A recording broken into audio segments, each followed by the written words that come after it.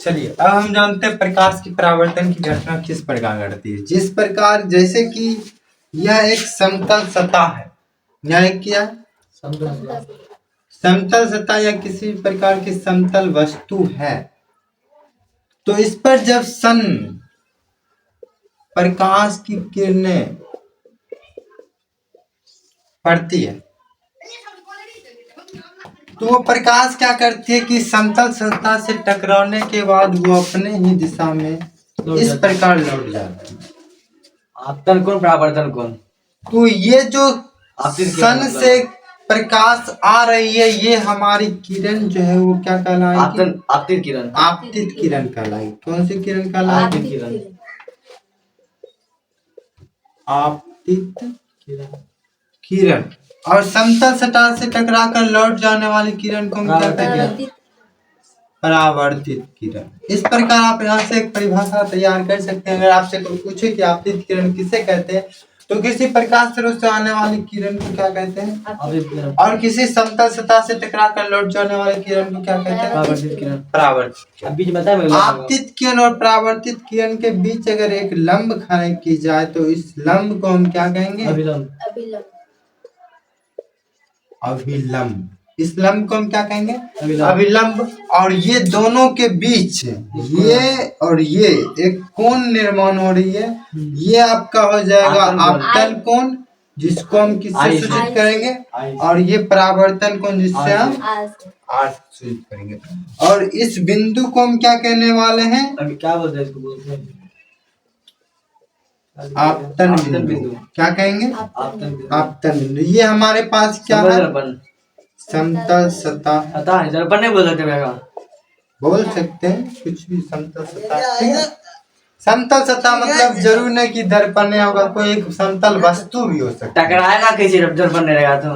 वस्तु से भी प्रकाश टकराकर वापस जाती है, लेकिन दर्पण से टकराकर वापस जाती है तो आपको दिख पाता है कि दर्पण से टकरा देखिए जा रहा है। हाँ। लेकिन वस्तु से भी टकराकर वापस जाती है। जिस प्रकार वस्तु से अगर टकराएगी वापस आएगी तभी वो किरण हमारे आंखों तक पहुंचेगी तो हम उस वस्तु को देख पाएंगे। अगर वो सिर्फ अवशोषित करते रह जाती है तो उस वस्तु को हम देख नहीं पाएंगे। बात समझ में आई क्या? कोई दिक्कत? चलिए साइन आई और साइन आर। नहीं, इसमें साइन आई नहीं होता, इसमें कोण आई होता है। वो आता है कोण आई बराबर कोण आर। यहाँ पर हम प्रकाश के परावर्तन को समझ पाए कि प्रकाश की परावर्तन क्या कहलाएगी? किसी प्रकाश स्रोत से आने वाली प्रकाश की किरणें किसी समतल सतह से टकराकर लौट जाती है तो घटना क्या कहलाता है? प्रकाश का परावर्तन कहलाता है।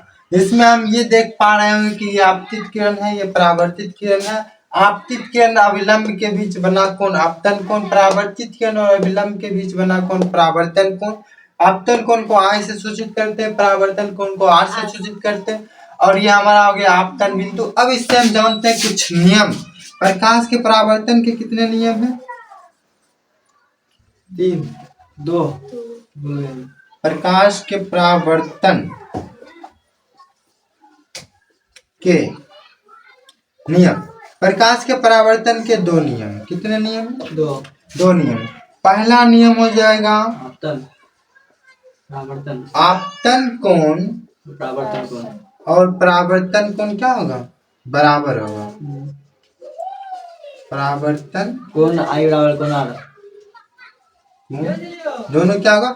बराबर होगा। कोण आई बराबर कोण आर।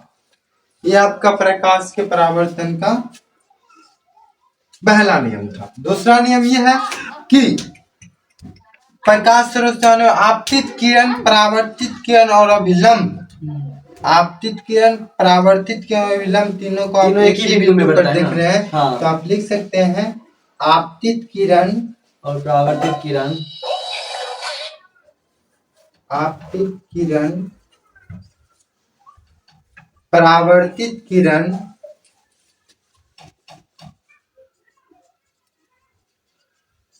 और अभिलंब तीनों एक ही तल में स्थित होते हैं। बात समझ पाए? किसी को कोई दिक्कत इतना बात समझने में? नहीं। ठीक है, तो इसे आप